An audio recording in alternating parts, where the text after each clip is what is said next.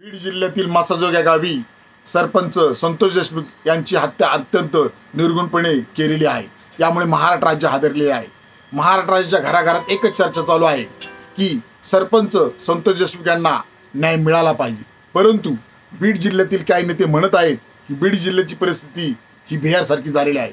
मी त्यांना सांगू इच्छितो की बीड जिल्ह्याची परिस्थिती गुंडांनी अफगाणिस्तानसारखी केलेली आहे असं म्हणणं वावगं ठरणार नाही।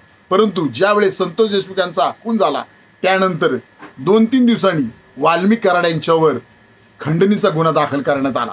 परंतु हेच वाल्मिक कराड मध्यंतरी फरार झाले होते। नंतर ते 20-22 दिवसानंतर पुण्यातील CID ऑफिस मध्ये जाऊन त्यांनी सरेंडर केलं। ही बाब अत्यंत संशयास्पद आहे। म्हणूनच Republican party of India Kharat पक्षातर्फे आम्ही राज्याचे माननीय मुख्यमंत्री देवेंद्र फडणवीस साहेब आपणास मागणी करत आहे की वाल्मिक कराड यांची नार्को टेस्ट करा, मग सगळंच बाहेर येईल आणि नक्कीच या कुटुंबाला संतोष देशमुख यांच्या कुटुंबाला नक्कीच न्याय मिळेल अशी आशा आम्ही बाळगत आहेत।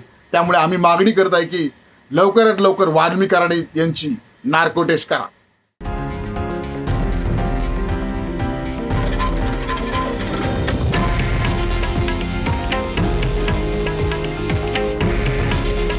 हे आहे देशातील नंबर 1 न्यूज नेटवर्क आणि आपण पाहत आहात TV9 मराठी। काळजी तुमची, हित महाराष्ट्राचं।